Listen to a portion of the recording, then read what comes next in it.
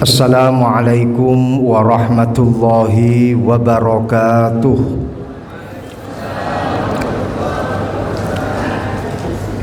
Bismillahirrahmanirrahim. Bismillahi amantu billah tawakkaltu ala Allah.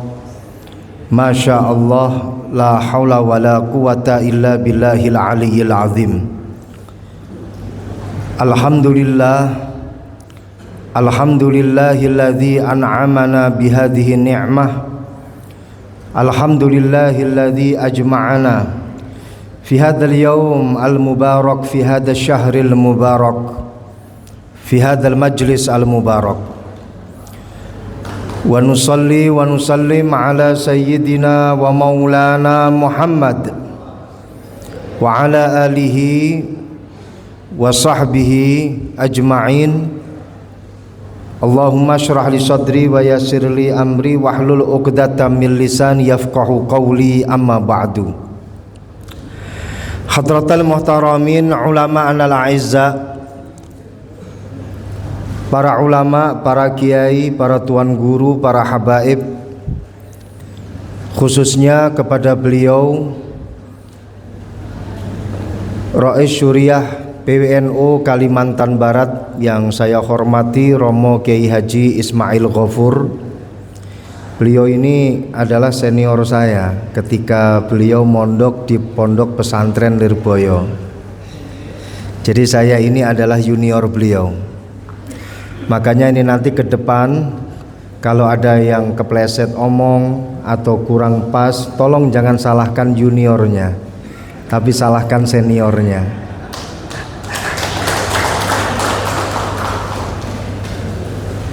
Khatib PWNU Kalimantan Barat Gus Aziz yang saya muliakan, Ketua Tanfidiyah PWNU Kalimantan Barat Profesor Dr. Kiai Haji Muhammad Syarif SAG MSI.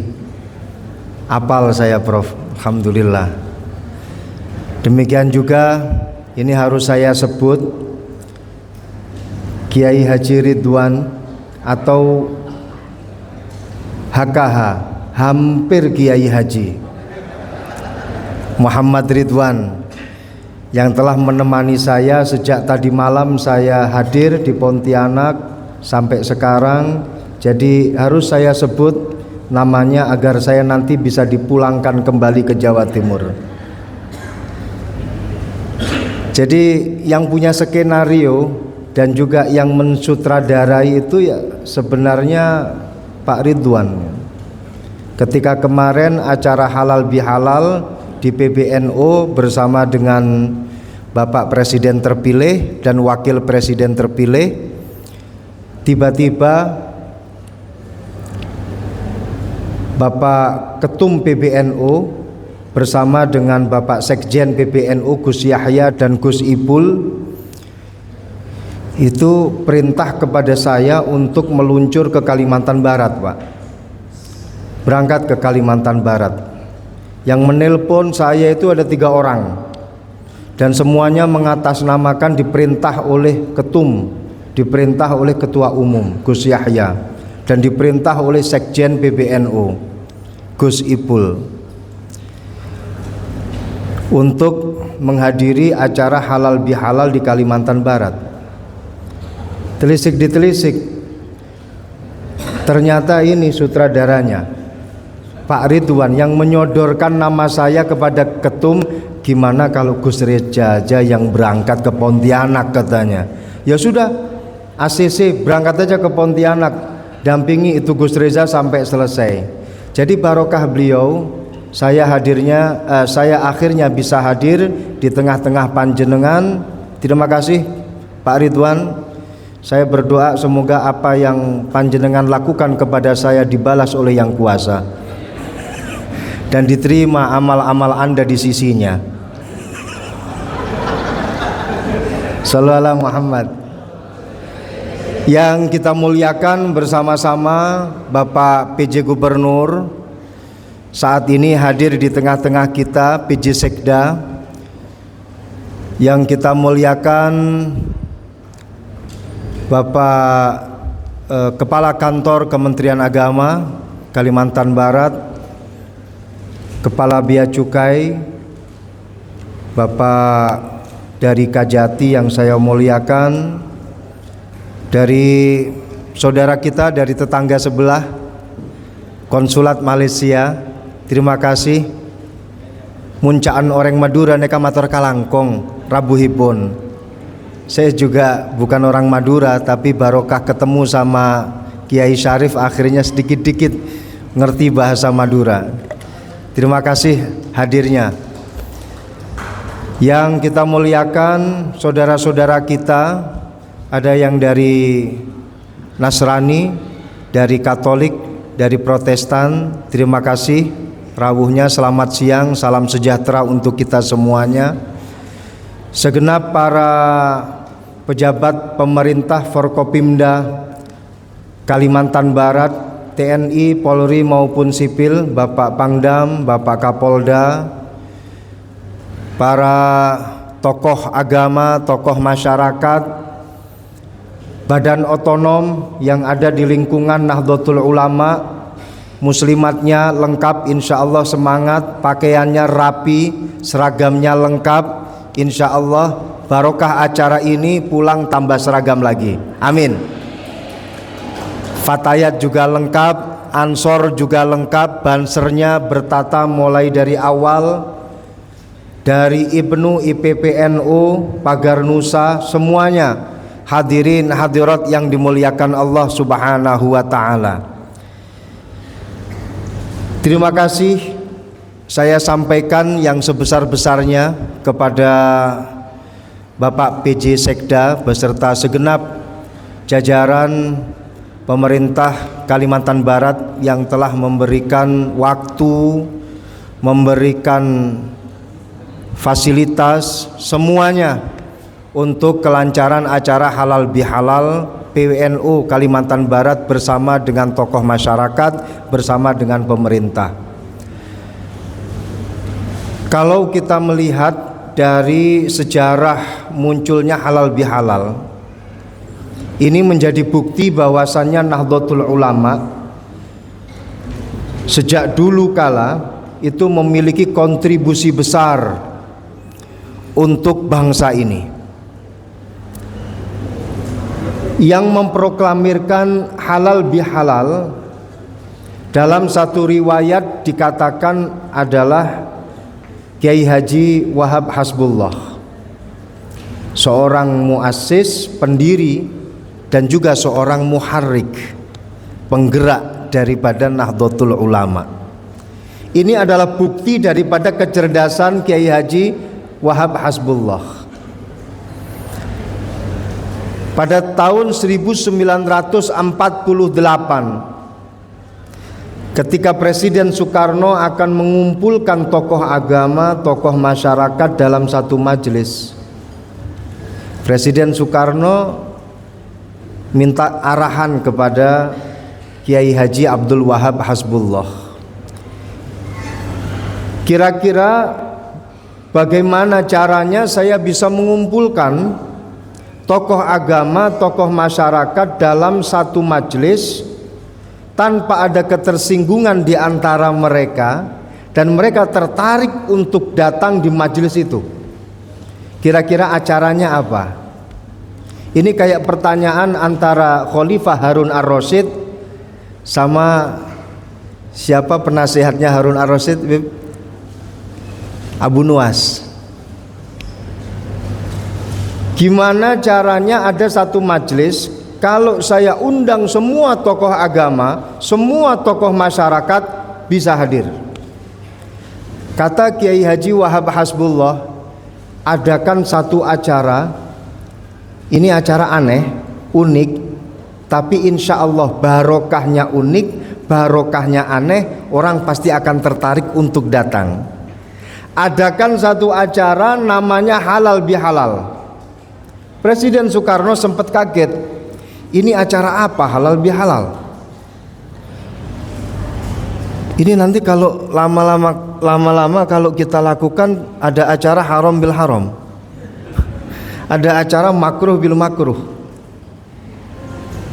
Halal bihalal memang ini bahasanya bahasa Arab, Tapi kalau kita cari di kamus bahasa Arab nggak akan ketemu. Kalian cari itu halal bihalal dalam kamus Al-Munawwir nggak ada. Kita cari di dalam kamus Al-Munjid nggak ada. Apalagi panjenengan cari di primbon bahasa Jawa nggak ada. Halal bihalal memang bahasanya bahasa Arab, tapi cara penggunaannya itu cara Nusantara. Bahasanya Arab, berakulturasi dengan Nusantara, dengan budaya kita, halal bi halal. Kalau dalam istilah fikih itu ada yang namanya yadan biyadin. Ini ada halal bi halal. Orang setiap menerima undangan halal bi halal tahun 1948 itu pasti kaget. Ini acara apa lagi? Pasca proklamasi kemerdekaan, pasca rame-ramenya setelah proklamasi kemerdekaan, ini ada acara baru namanya halal bihalal. Semua orang yang pegang undangan pasti kaget, dan setiap kali bertanya ini acara apa, daripada ini jadi berita hoax, akhirnya berangkatlah mereka untuk menghadiri acara halal bihalal. Ini unik, tapi bisa mengundang para tokoh masyarakat, bisa mengundang tokoh agama, bisa mengundang tokoh bangsa duduk bersama di dalam satu majelis. Ini barokahnya aneh, barokahnya unik. Makanya orang unik itu pasti gampang viral daripada yang tidak unik, sulit viralnya. Orang aneh itu pasti mudah viral. Gus Dur itu punya satu kaidah, kholaf yu'rof. Anehlah kamu, pasti kamu nanti jadi terkenal. Ini halal bihalal barokahnya program aneh, terus akhirnya bisa jadi viral senusantara. Alhamdulillah. Ini adalah satu sejarah yang kita tidak boleh lupa. Dengan sejarah yang telah dilakukan oleh para pendahulu-pendahulu kita. Permasalahannya sekarang banyak generasi-generasi muda saat ini yang lupa dengan sejarah. Jangan pun di madrasah di lingkungan Nahdlatul Ulama, jangan pun di lingkungan pondok pesantren, di luar pondok pesantren banyak yang lupa, nggak tahu siapa pejuang-pejuang kita. Semestinya kita harus tahu. Yang namanya sejarah itu Pak, kalau kita ketahui, insya Allah akan menjadi penyemangat kita. Sejarah kita ketahui, kita akan memiliki satu semangat baru untuk berkhidmah. Sama seperti halnya di lingkungan TNI, baik itu angkatan darat, angkatan laut, angkatan udara, ketika mendengar nama Yosudarso, perjuangan di Arafuru, semangat lagi Pak. Teman-teman kita dari angkatan laut, ketika mendengar nama Insinyur Juanda, Adi Sucipto, semangat Pak, semangat dalam berkhidmah untuk membela negara. Dari angkatan darat, ketika mendengar nama Panglima Besar Jenderal Sudirman, mendengar nama besar Gatot Subroto, mendengar nama besar Ahmad Yani, semangat, semangat untuk berkhidmah. Dari Polri, ketika mendengar nama Raden Said Sukanto, mendengar nama besar daripada Jenderal Hugeng, semangat untuk berkhidmah.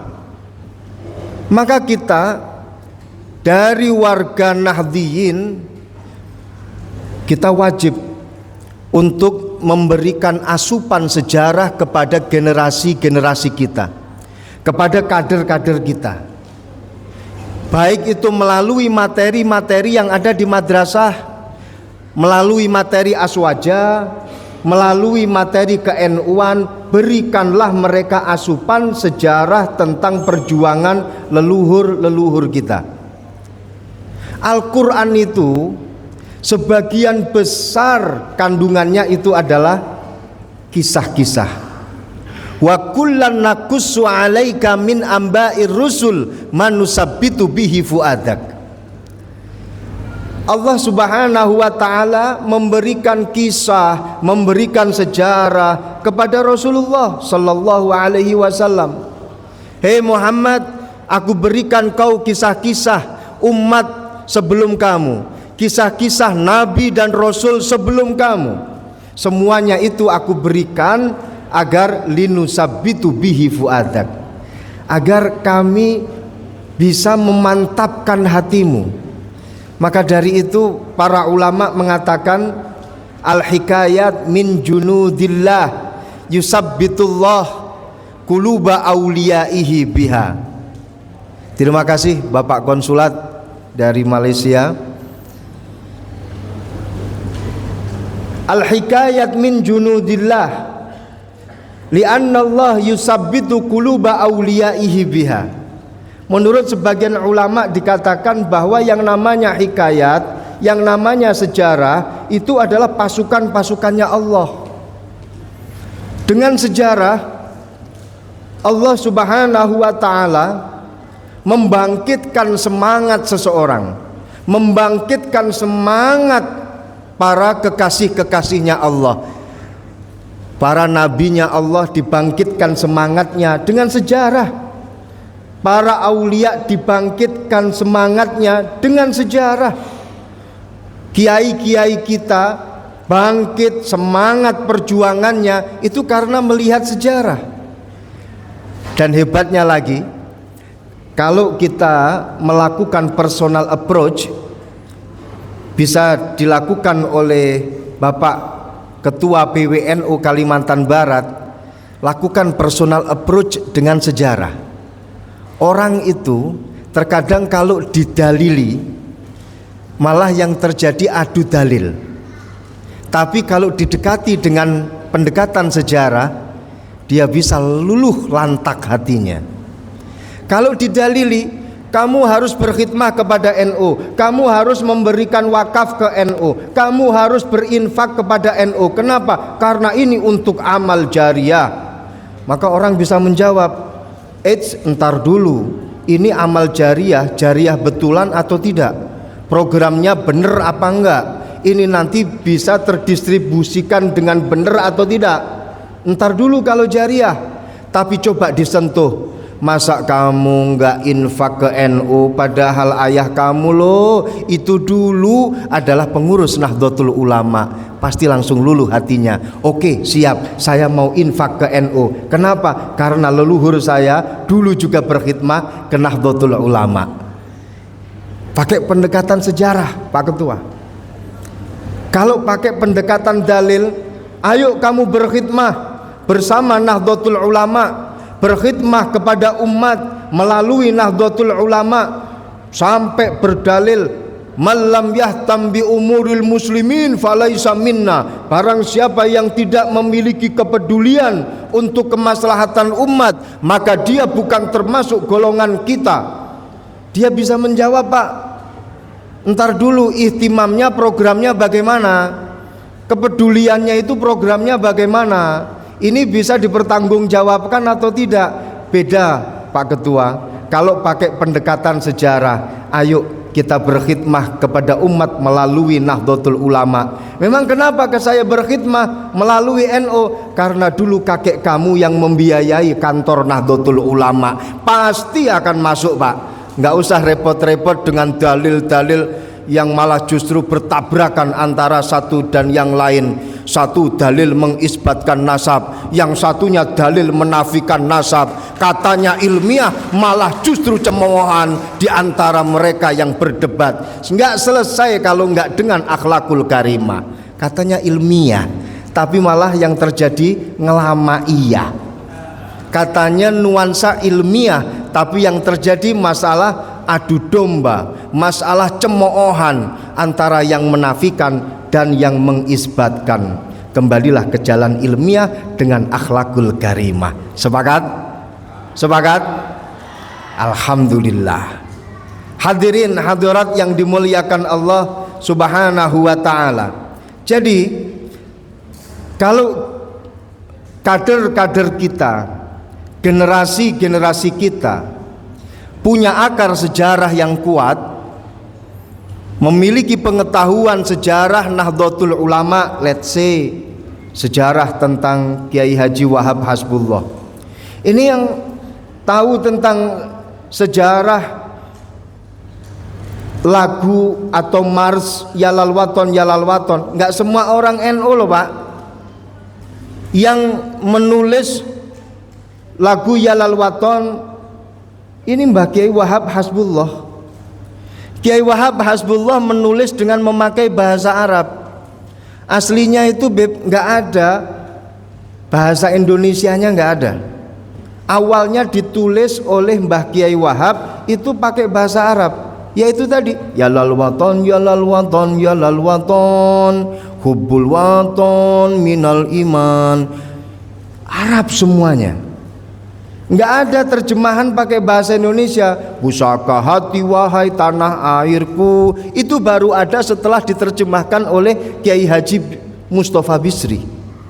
Kalau asli redaksi dari Mbah Kiai Wahab Hasbullah itu pakai bahasa Arab. Kenapa? Karena pada waktu itu Belanda sedang merajai Indonesia. Kalau ditulis pakai bahasa Indonesia, ini bisa-bisa nanti diketahui oleh Belanda. Akhirnya enak ditulis pakai bahasa Arab supaya apa? Yang tahu biar santri-santri saja. Akhirnya ketika santri tahu makna yang terpendam di dalam Yalal Waton Yalal Waton Yalal Waton hubbul waton minal iman, mereka hatinya tergerak, semangat lagi untuk membela negara, memperjuangkan kemerdekaan. Nah kalau panjenengan lihat dari artinya saja sudah menghebohkan. Pusaka hati wahai tanah airku, cintamu dalam imanku. Cinta kepada tanah air adalah sebagian daripada iman. Artinya bagaimana ketika ada orang ngaku sebagai muslim tapi dia tidak memiliki cinta kepada tanah air, malah justru memporak-porandakan tanah air, keimanannya dipertanyakan. Itu dari Mbah Kiai Wahab Hasbullah. Pusaka hati wahai tanah airku, cintamu dalam imanku, jangan halangkan nasibmu, bangkitlah hei bangsaku. Coba kalau lagu ini diterjemahkan ketika era pemerintahan Belanda, orang Belanda dengar lagu ini dengan terjemahannya, nggak jadi lagu ini Pak, langsung di take down. Mumpung pada waktu itu Belanda sedang menguasai, pasti nggak akan beredar. Tapi Mbah Kiai Wahab menulis dengan bahasa Arab. Perjuangan ketika agresi militer, para ulama-ulama kita ikut membentengi kemerdekaan. Pasca kemerdekaan, dengan resolusi jihad, Mbah Kiai Hasyim Asy'ari mengguncang pemuda-pemuda di sekitar Surabaya dan mewajibkan para santri, para penduduk, para rakyat dalam radius sekian difatwakan oleh beliau untuk wajib hukumnya membela negara, wajib hukumnya untuk mempertahankan kemerdekaan, wajib hukumnya untuk mengusir penjajah. Ini fatwa dari Mbah Kiai Hasyim Asy'ari. Nah sekarang ini loh Pak, generasi-generasi kita, kader-kader muda kita, kalau diajak bicara masalah perjuangan para leluhur, itu nggak semuanya tahu. Tapi kalau diajak masalah tentang serinya drama Korea, apal Pak, Lumingho dan lain sebagainya. Betul? Tapi kalau diajak bicara masalah sejarah perjuangan leluhur, waduh, nggak tahu Mbah Kiai Wahab, nggak tahu Mbah Kiai Hasyim Asy'ari, tidak tahu Raden Asnawi, siapa penulis daripada lambangnya Nahdlatul Ulama, Kiai Ridwan, siapa itu yang namanya Raden Asnawi Kudus, siapa itu Kiai Haji Fakih Mas Kumambang, dan lain sebagainya. Maka generasi muda, generasi kita, kader-kader penerus kita harus tahu tentang sejarah perjuangan para leluhur kita. Kalau sudah tahu enak, kalau sudah tahu ketika kita ini sudah pensiun, ketika kita ini sudah waktunya istirahat, kita tenang Pak mikir bangsa ini Pak. Kita tenang mikir umat, kita tenang mikir negara. Nggak akan ada yang namanya pertanyaan nanti Indonesia bagaimana 100 tahun ke depan. Nggak ada pertanyaan nanti NU ini 50 tahun ke depan bagaimana. Nggak ada pertanyaan semacam itu, karena semuanya sudah kita bangun mulai dari awal. Dibangunnya pakai apa? Ini tadi kita berikan revitalisasi sejarah perjuangan para ulama terdahulu. Kalau sudah mereka tahu sejarah para leluhur, insya Allah kita tenang, dan semuanya pasti akan sesuai dengan prinsip yang telah ditata oleh para leluhur kita. Dan ini jelas menurut para ulama, dikatakan man la tarikha lahu la hadira lahu. Barang siapa yang tidak tahu sejarah masa lalu, maka dia tidak akan memiliki masa depan. Dia tidak akan mampu menghidupi dirinya, mengayomi masyarakat di mana dia hidup, karena dia tidak tahu sejarah masa lalunya. Marcus Garvey ini punya satu makalah, punya satu kaidah, a people without knowledge of their past history, origin and culture is like a tree without roots. Ini kalau kata Pak Ridwan artinya apa? Mbuh gak paham aku.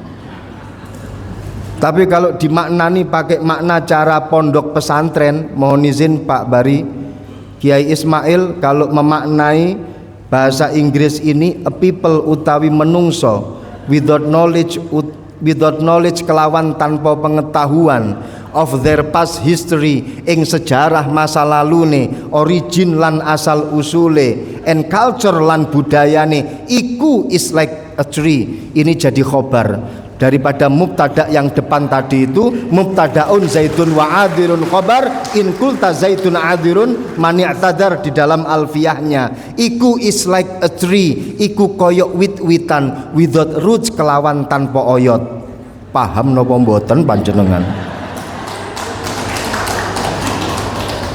Artinya manusia, satu generasi, komunitas, a people without knowledge, tanpa ada pengetahuan of their past history, tentang sejarah masa lalunya, sejarah leluhurnya, dan dia juga tidak tahu origin asal usulnya, dari mana dia asal usulnya, and culture, dia nggak tahu tentang budayanya, budaya leluhurnya, nggak tahu. Maka apa yang terjadi?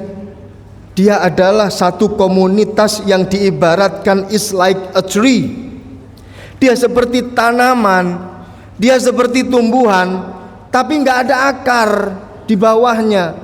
Maka ketika tumbuhan itu kencang berdiri, indah, tampak kokoh berdiri, ketika ada serangan angin trans ideologi, serangan angin transnasionalisme, ideologi yang ingin merubah dasar-dasar republik kita, ada serangan trans radikalisme, ideologi yang memaksa orang untuk berpikir merubah segalanya, ideologi tentang transliberalisme, pemikiran yang bergaya bebas tanpa batas akal berpikir.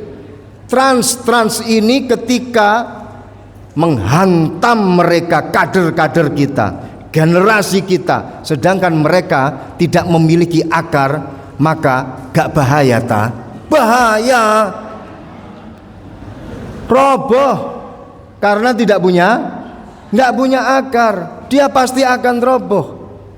Maka dari itu kita akan bisa hidup tenang beberapa tahun lagi, 10 tahun, 20 tahun lagi kita tenang ketika kita sudah mempersiapkan kader-kader kita dengan cara mengetahui sejarah daripada leluhur-leluhur kita.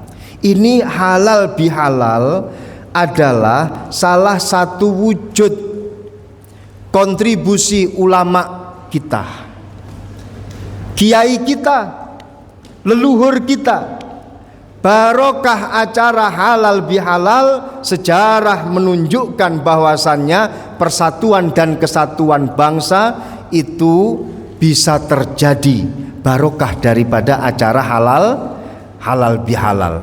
Maka kalau kita bicara masalah kontribusi NU kepada negara, kontribusi NU kepada bangsa, saya kira itu adalah satu tema yang tidak perlu untuk dibicarakan. Kenapa? Karena sudah masyhur, wa huwa ashar min ayyu haddad. Itu lebih masyhur daripada dibicarakan dan orang sudah tahu semuanya. Tinggal kita meneruskan untuk memberikan kontribusi sebagai warga Nahdlatul Ulama, sebagai pengurus Nahdlatul Ulama.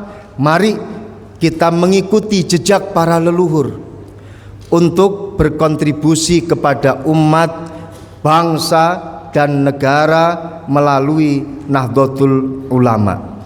Semuanya program yang ada di Nahdlatul Ulama itu untuk kemaslahatan umat dan kemaslahatan bangsa. Semuanya. Jangan pun masalah program. Kalau kita bicara masalah program, ada Gerakan Keluarga Maslahat Nahdlatul Ulama, itu salah satu program di NU.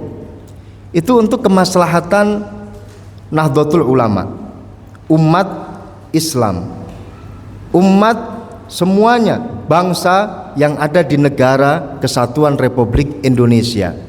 GKMNU, keluarganya maslahat, bangsanya maslahat, insya Allah negaranya juga maslahat. Di Nahdlatul Ulama ada istilah PDPKPNU, ada istilah pendidikan kader, ada istilah bagaimana kader-kader itu diberikan diklat, pelatihan agar menjadi kader yang militan dalam berkhidmah kepada umat, kepada bangsa melalui Nahdlatul Ulama. Ini program-programnya sudah pro dengan kemaslahatan umat, sudah pro dengan kemaslahatan bangsa dan negara. Dari wujud banom dan juga lajnah atau lembaganya sudah tampak solusi untuk segala permasalahan yang ada di negara ini. NU siap dengan kuncinya. Artinya NU siap untuk menyelesaikan masalah dengan kunci yang dia miliki. Insya Allah masalah selesai tanpa ada masalah. Sebelum Pegadaian, NU sudah punya prinsip menyelesaikan masalah tanpa masalah.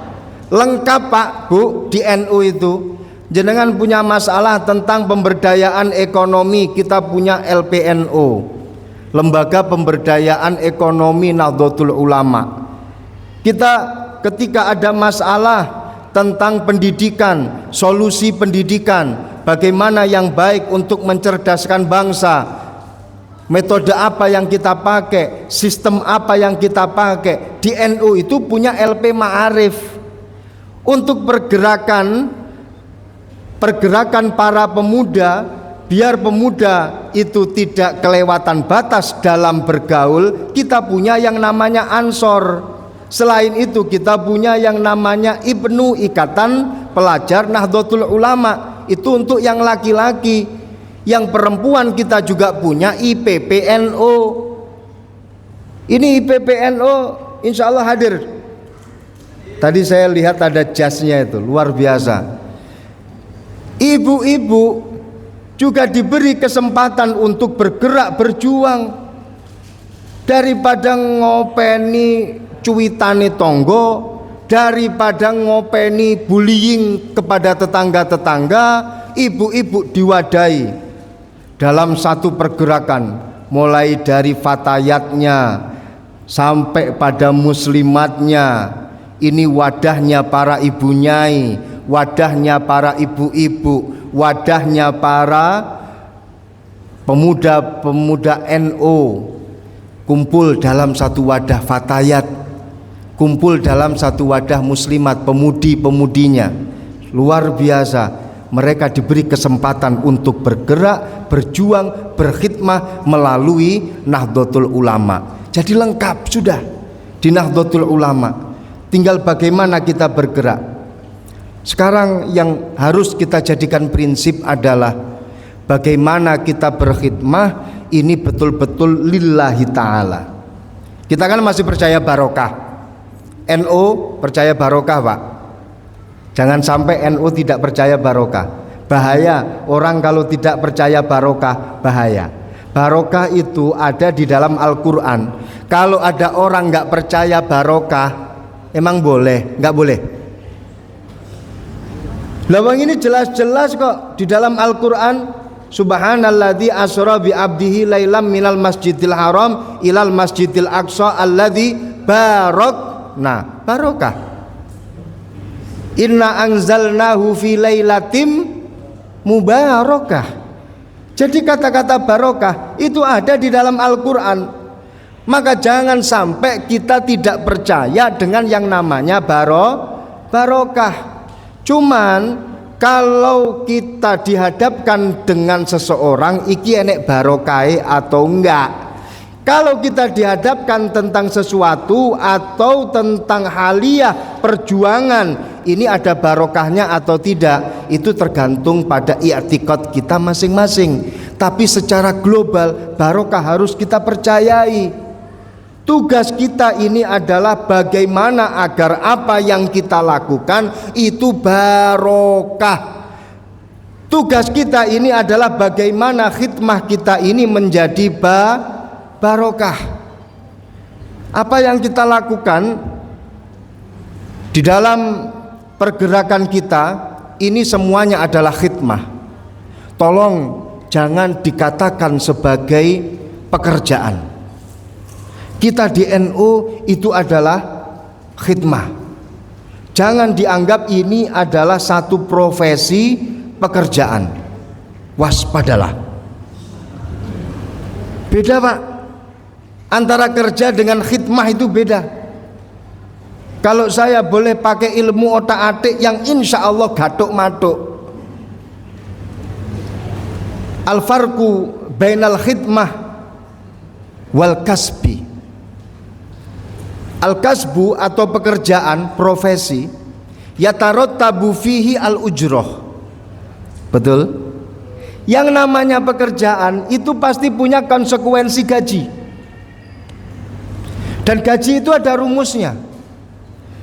Beda, Pak, antara kopral sama mayor tentang gajinya, beda karena sudah ada rumusnya. Apalagi antara kopral sama jenderal, benas sama wasumursat, jauh, Pak. Beda antara guru yang sertifikasi dengan guru yang belum sertifikasi dalam hal gaji. Semuanya ada rumusnya, betul? Beda antara guru yang sudah tetap sama tetap menjadi guru. Itu beda, Pak. Untuk gajinya itu semuanya sudah ada standarnya. Ini kita berbicara tentang tatanan kerja. Tapi di NU itu bukan kerja.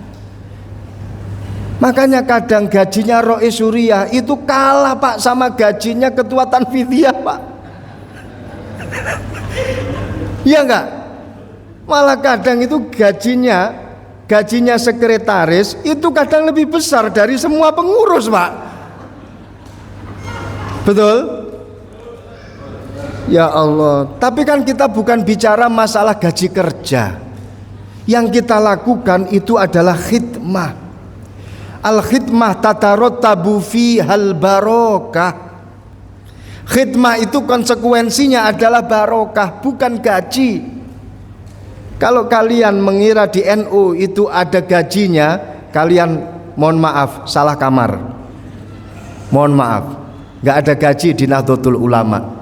Tapi di Nahdlatul Ulama insya Allah penuh dengan barokah. Dan barokah itu tidak ada standarnya, nggak ada rumusnya. Rois Suriah sekian, nggak ada Pak. Kemudian katibnya bawahnya dikit, nggak ada Pak. Kemudian ketua Tanfidiyah gajinya sekian, nggak ada. Sampai saya loh di KTP PBNU sama juga nggak ada. Kadang undangan rapat aja pulang nggak bawa apa-apa Pak. Ini juga saya gambling sebenarnya di sini ini.